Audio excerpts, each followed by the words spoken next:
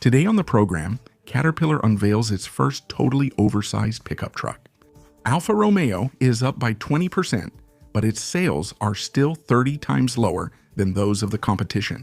Volkswagen announces the upcoming electric Golf, while confirming that the gasoline version will continue its run at least until 2035. And Dacia introduces a new model, a coupe SUV, named Striker.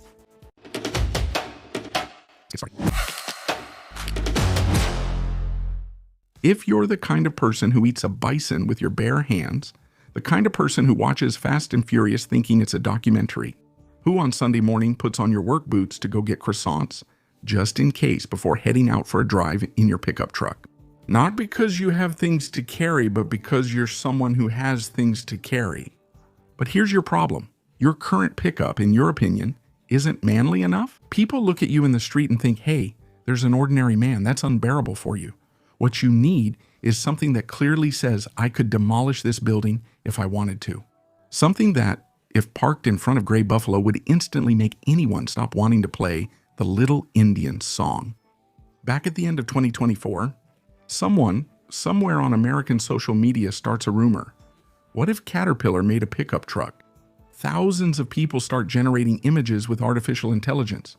And Caterpillar, who receives thousands of messages from customers asking if they're going to do it, looks at all this and says, well, why not? That's how, in 2026, a rumor invented on the internet gave birth to a real vehicle. It's either the triumph of participatory democracy or the definitive proof that we should never let people vote on anything.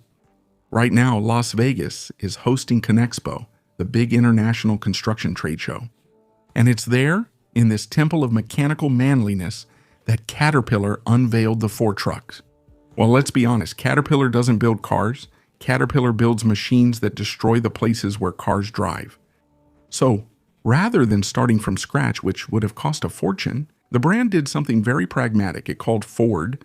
For the base of the Ford truck, it's a Ford F450 Super Duty, an American behemoth that Caterpillar then customized in its own way, with a redesigned body, specific rims, a reworked grille to look even more imposing, and of course the brand's iconic yellow and black livery. 6.46 meters long, over 6 tons empty, and a fuel tank up to 180. The Ford truck is even designed to communicate with other Caterpillar machines present on a construction site. It is equipped with a camera system capable of detecting if personnel are in dangerous areas. It has an artificial intelligence assistant integrated into the dashboard, allowing real-time tracking of the location and productivity of all the machines on the site. And there's even a drone launch platform installed on the roof of the vehicle to monitor the progress of a construction site. From the air, Caterpillar has not released pricing for the Ford truck. But to give you an idea, the F450, which serves as the base for all of this, already exceeds 120,000 euros. With a 500 horsepower V8 diesel engine and 1,600 Nm of torque, the Ford truck is currently just a concept. Caterpillar hasn't confirmed production plans, but it proves the brand understands something many traditional car makers haven't.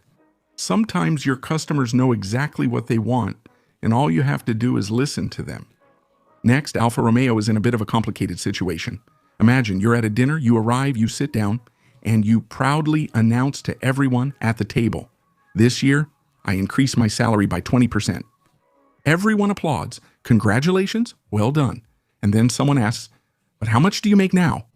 And then you answer, 26 euros a month. There you go, you've just understood Alfa Romeo's situation today. The Italian brand, with the cloverleaf, sold 73,000 cars worldwide last year. That's a 20% increase compared to the 60,000 units in 2024. In Europe, growth reached 31%. In France, 42%. In the United Kingdom, 80%. In Japan, 71%. Alfa Romeo is even back in markets like Taiwan and Malaysia. Except that when you look at the absolute numbers, reality quickly sets in. BMW delivered 2.17 million cars. In 2025, Mercedes, 1.8 million Audi, 1.6 million Alfa, 73,000. At this level, they're in entirely different leagues, not competitors. That being said, the main reason for this 20% increase is the arrival of the Junior, the urban SUV launched in 2024. And when we say main reason, we should really say almost the only reason. In France, 74% of Alfa Romeo vehicles registered in 2025 were Juniors. The Junior alone even surpassed the sales of all the other models in the lineup combined on the French market. In Europe, the Junior ranked as the third bestseller in the B-premium SUV segment. It even dominated the market in 5 countries: Italy, France, Austria, Greece, and Slovakia. As for Giulia and Stelvio, they are down by 29% and 69% respectively. In France, they will remain in the catalog until 2027. And finally, the Tonale, launched in 2022, is not in better shape.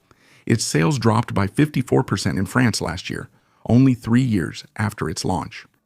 So, is Alfa Romeo really back in the race? The honest answer is maybe, probably, but the race in question still needs to be defined.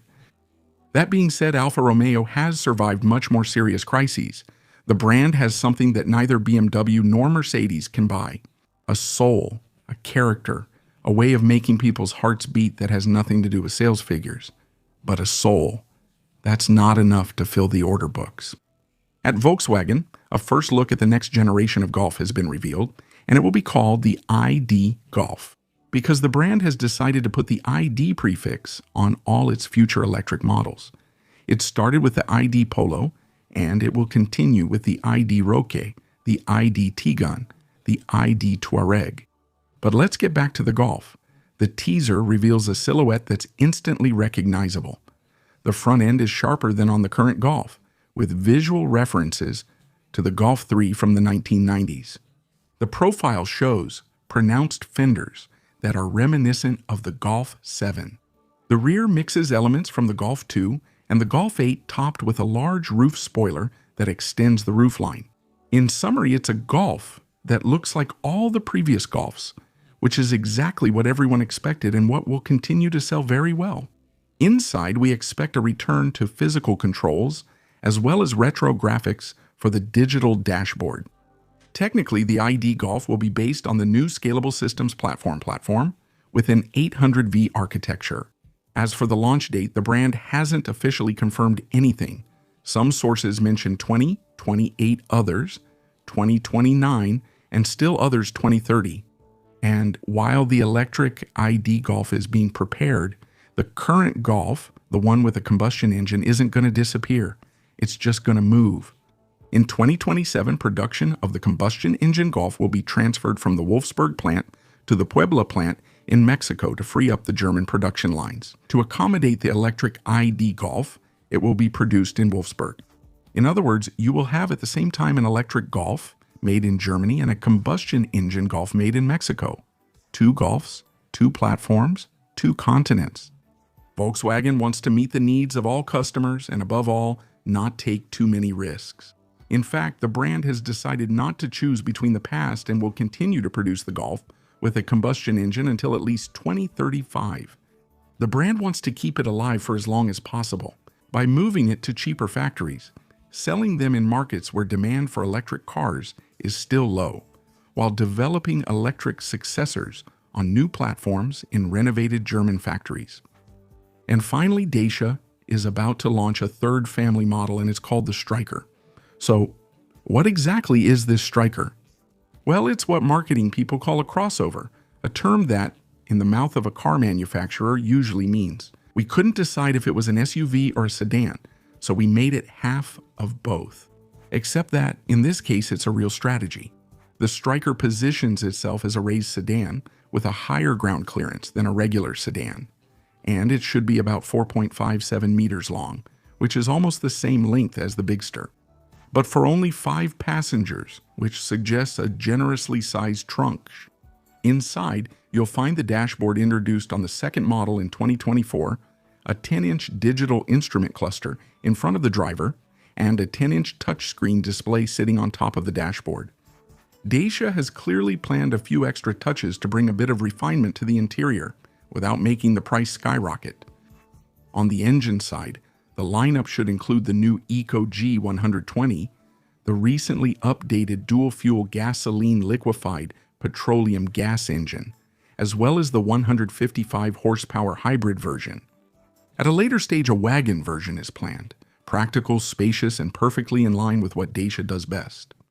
The full details will be revealed this coming March 10, but the essentials are already known. The Striker will be priced in the same range as the Bigster, with a starting price around 25,000 euros. And before we finish this video, you might be paying 480 euros more per year for your car insurance than you actually need to. What's surprising is that in France, more than 1 out of 2 drivers never change their insurance. Not by choice, but because it's often complicated to compare offers, fill out forms, and make endless phone calls. As a result, many continue to pay full price even though they could save up to 40 euros a month. So we thought we needed to simplify all that. With our free car insurance comparison tool, in 2 minutes you get the best offers, with no commitment and no spam. And with sometimes more than 40 euros saved each month, that's over 450 euros saved per year, enough to pay for a few tanks of gas. Ou un joli petit week-end en voiture. If you have a car, or if you want to change yours, try it now. It's free, fast, and if you find a better offer, it's all gain. You'll find the link to our free no-obligation comparison tool in the description or in the first pinned comment. Thank you all for watching this new video. Feel free to subscribe and turn on the notification bell to make sure you don't miss anything. Bye.